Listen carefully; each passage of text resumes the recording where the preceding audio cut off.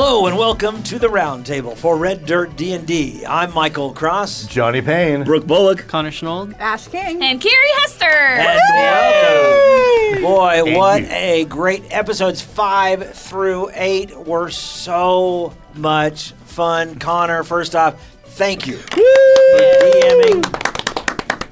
Your service is welcome. appreciated. Yeah. Yes, and Thanks for not killing me. well, and literally thanks for not killing me because you got close. Yeah, right. Same. My Let's, gosh. I know we don't usually jump right to the end, but let's talk about spoiler alert, if you haven't listened up your episode, Yes. you should probably you should turn stop off this now roundtable and now, Go catch do up, that. and then come back. We'll still be here, I promise. Yes. And so going up against the big bad, I think even Aiden was a little bit surprised at how tough these enemies were. I don't know if it made it. I think it did make it to this record scratch, to the outtakes Yeah, at we the got- end, we got where the Aiden outtakes. is like, "Oh my gosh!" and you're like, "These are all DM approved. Yeah. These are all showrunner approved." Well, That's and, the funniest. and also, I told you what I was going to be doing, and you approved it, Aiden. Yeah. He's also not here to defend himself today, so. he is Yeah, not. Aiden is out. He is sick. Womp womp. But- Happens to the best of us. Yes, but you actually had one attack on me that Yes. should have killed me outright. Yes. It should have. It was within a point or two of killing you. May have Well, pulled some punches yeah. there, huh? And that was even from me, like, lessening it. Yeah. Because, like, I really wanted to do something very interesting for Maul that we hadn't seen. Goblins on fire. Goblins on fire. And so the stat block that I used has an amazing stat called Showstopper. And It was a showstopper. Literally and figuratively. original damage on that would be 8d6s. Yeah. Good golly. It's a fireball. Yeah, and the average on that is was like I think exactly your regular at max HP. So I was like, I need to tone this down. Yes. It's like everything else is very balanced on this except for that showstopper. Now, for the folks out there that just listen for the fantastic characters and narrative, what mechanic are you guys talking about? With kind of an auto death thing, right? Right. So I had 1 hit point left. And so the average for the damage of that is 28 hit points. And I only had 27.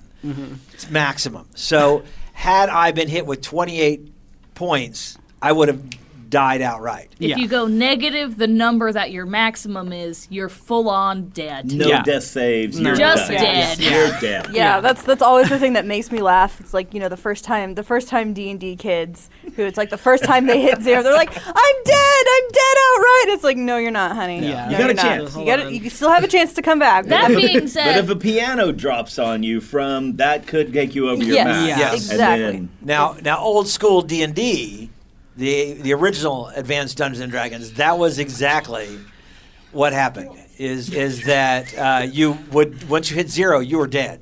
Then there was nothing you could do about it. So that's one of the reasons why a lot of people say in 5e that it is harder to die Right. in 5th Yeah. edition. It's harder. and it is. harder. It should be harder to die.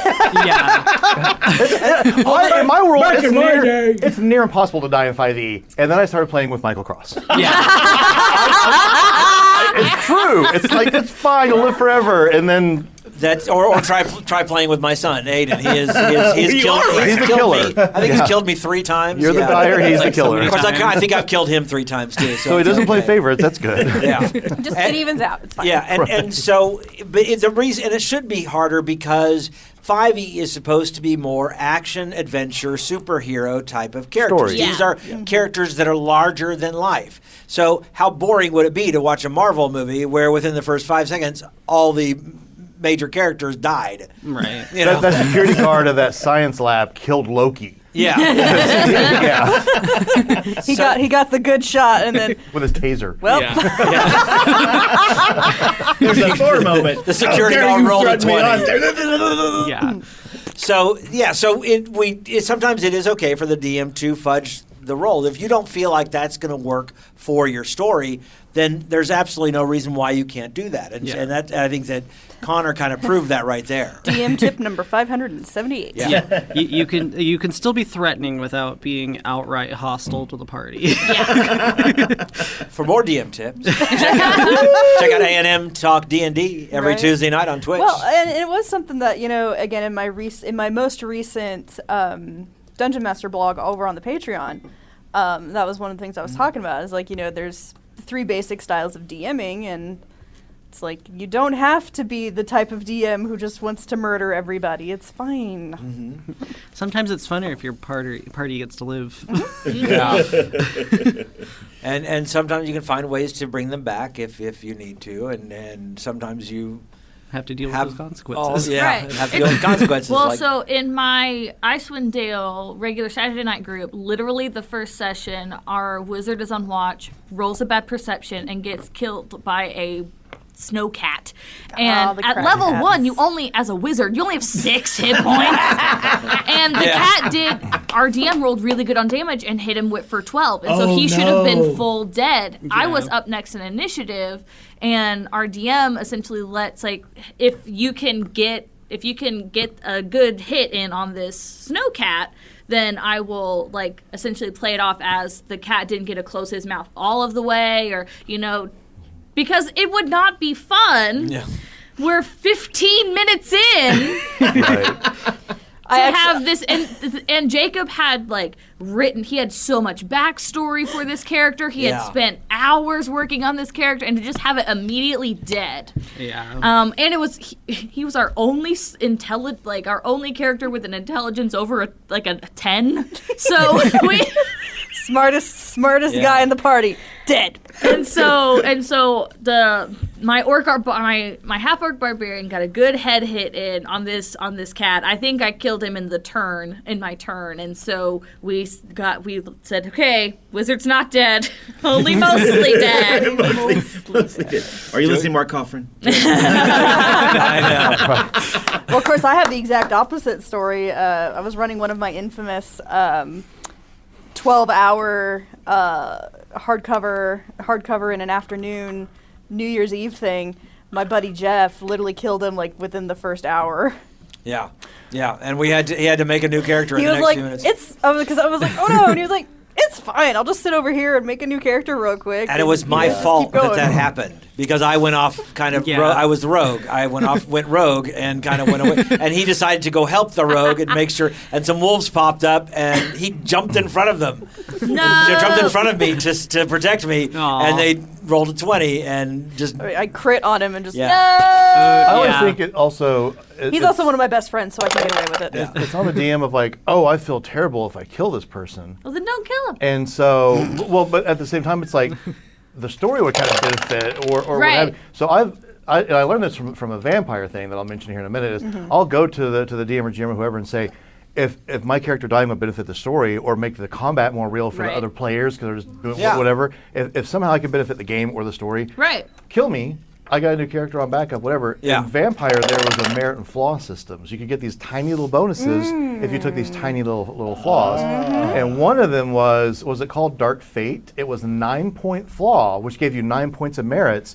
But the text was, the storyteller must kill you before this campaign ends.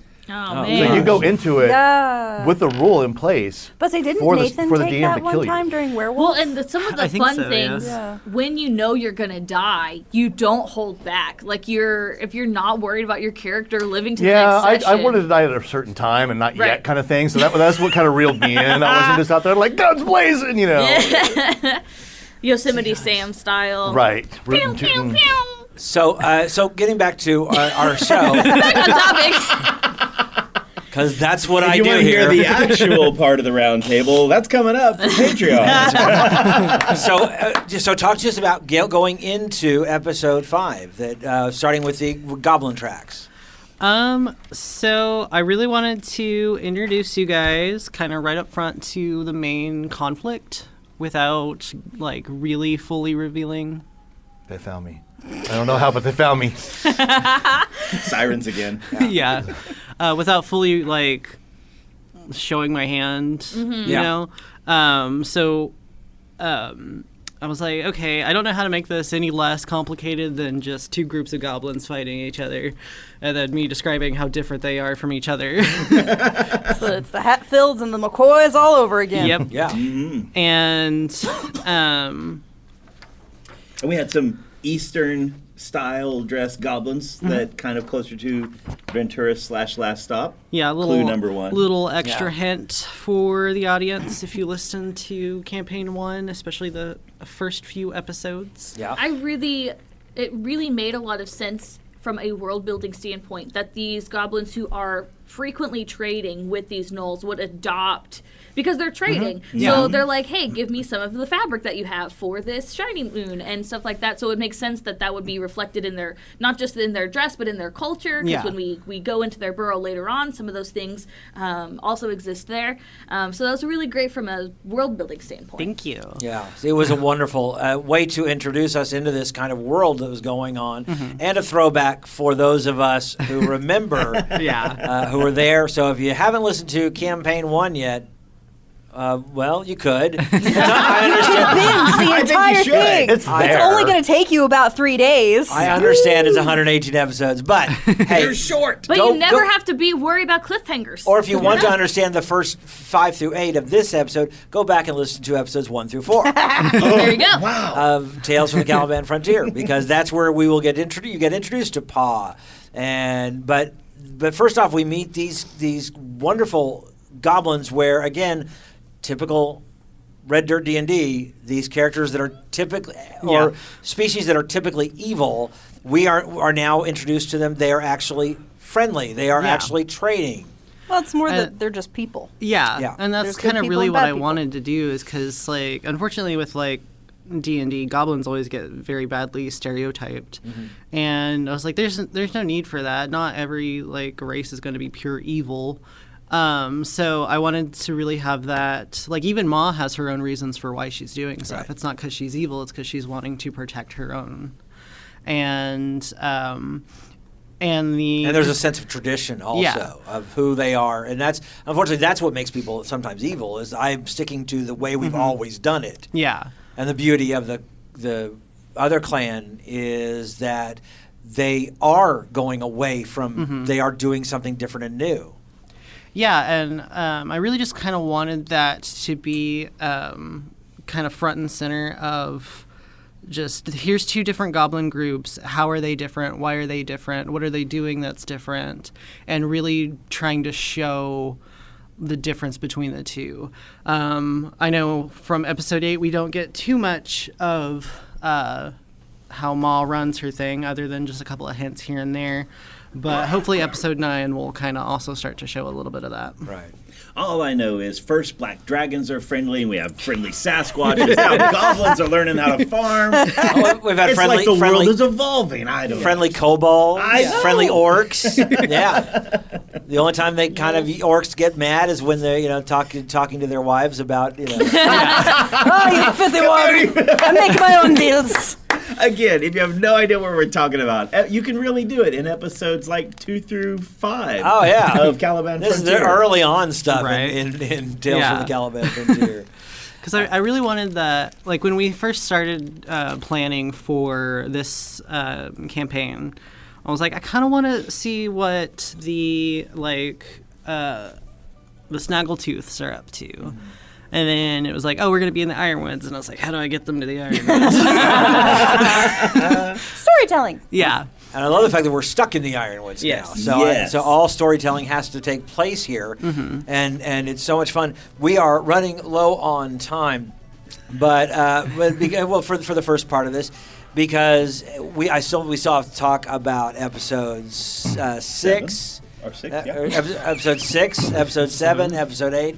And so we're going to get to all of those in just a moment. If you want to listen to the full version of this roundtable, then you need to become a Patreon member. It's very simple. You can join at any level that works best for you at patreon.com/reddirtdnd. Becoming a Patreon member, that helps us raise money so that we can go out to conventions, we can have other events, we can do other things that help make this show better. And right now, this show is growing so fast. We're loving it, and we're loving the fact that you are along for the ride. So if you are a true fan of Red Dirt D&D, become a Patreon member right now at patreon.com/reddirtdnd. We're going to go to the long version of the roundtable right now.